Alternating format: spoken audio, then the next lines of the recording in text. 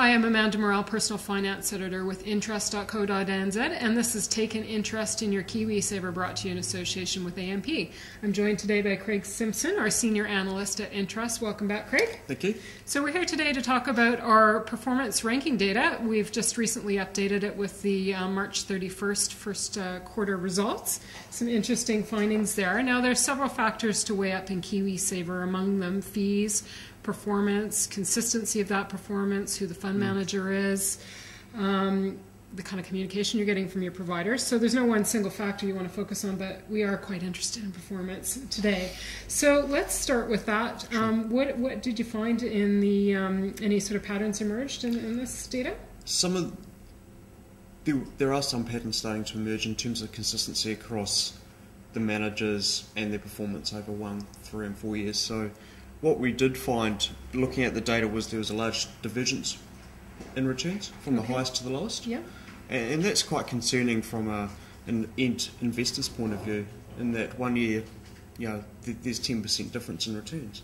So we're talking about a 10% difference between sort of the highest performer and the lowest performer in a certain peer group. Is that correct? That's correct. So depending on who you're with, you missed out on a possible 10% per annum return. Absolutely. Yeah. So you want to be paying close attention to returns for that reason alone. And it's also looking at some of the underlying factors to that. We can't pinpoint any one specific factor that's caused such divergence across the managers, but it is something to be aware of, and that was in the more equity focused, your international share category, your more aggressive, your more growth oriented ones with a higher exposure to international shares.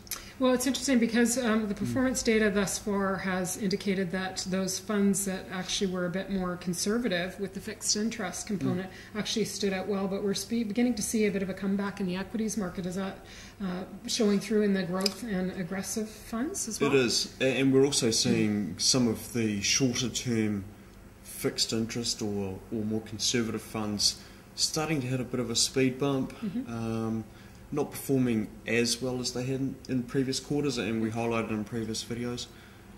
I think that's just been some of these funds catching up with their equity exposures, and equity markets have done quite well in the last 6-12 months. Interesting. Now, one of the other findings that sort of emerged was the fact that size maybe not necessarily such a big factor in KiwiSaver. That is, if you're under the mistaken belief that if you're with a fund manager who has the most money under management, that you'll necessarily do well. What have you found in that regard? So what we've found, looking at our data, is that the smaller managers, or those managers that have fewer funds under management, have on average outperformed. And specifically the Aon Russell. So Aon are promoting the Russell investment management portfolios. Some of the Mercer portfolios have done very, very well, and Mercer doesn't have a lot of funds under management, even though they are default provider, but some of their other funds are smaller. Okay. On the flip side to that, some of the brokers haven't done very well. Okay. They haven't been getting the funds under management, and their performance has been quite poor. Some of the other smaller managers have done okay. They're sort of middle of the pack. Right. But as a general rule, the larger, with the exception probably of OnePath, haven't done as well as what you'd expect with large fund flows. That's interesting. So is that the case because they are actively managed funds as opposed to index tracker, or what's happening with these boutique firms that some of them are doing quite well? I think there is a move to more boutique managers. I don't know whether you could say it's an active versus passive debate. I think it's a function of the bigger you become, the harder it is to invest the money, especially in New Zealand where it's so small. Right. You'd move the market. You tend to get very concentrated portfolios when you're small. You've got a smaller fund, you're trying to get as diverse, but you're trying to take large stakes in it as well. So I think the boutiques are probably more nimble. Which helps them as well. Okay. The other standout issue was fees, and people often think that if they've got a low fee fund that they'll do well, and they might well, but that's not always the case, because those low fee funds may actually be sucking wind as well with regards to performance. Can you fill us in on that one? Yeah, so some of the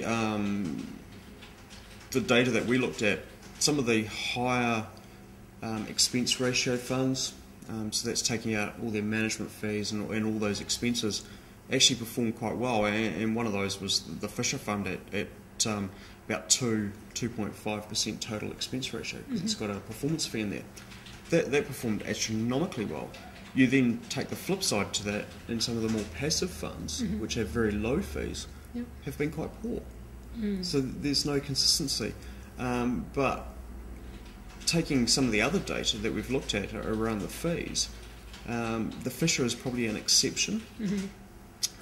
On average, some of the higher managers, you can take specific examples, have performed quite poorly. And so some of the lower fee managers have outperformed. So there is inconsistency in the data, but as a general rule, you'd expect the fees to suck out quite a bit of the return. So you do have to do your homework, but don't just look for the lowest fees, because it can be deceptive. Another thing that might confuse people sometimes is that if you're looking solely at performance, that's not always a strong indication too, because this year's hero can be next year's zero. What should a KiwiSaver look for then if you don't want to get too hung up on performance or fees? What is consistency the key here? I think consistency is the key. You want, in some of the sectors where you've got 20 or 30 managers or funds in that sector, you want to be in the top quarter consistently. As a rule of thumb, that would be the general rule that I would stick to, is top quartile. Looking for the reputation of the manager, so that's really getting the information about that manager, talking to friends, to colleagues, to your advisors. They'll have a view on the reputation of the manager. Watch the media, newspaper articles, get as much information as you can on that manager. But I think consistency, you weigh that up with the performance and the fees.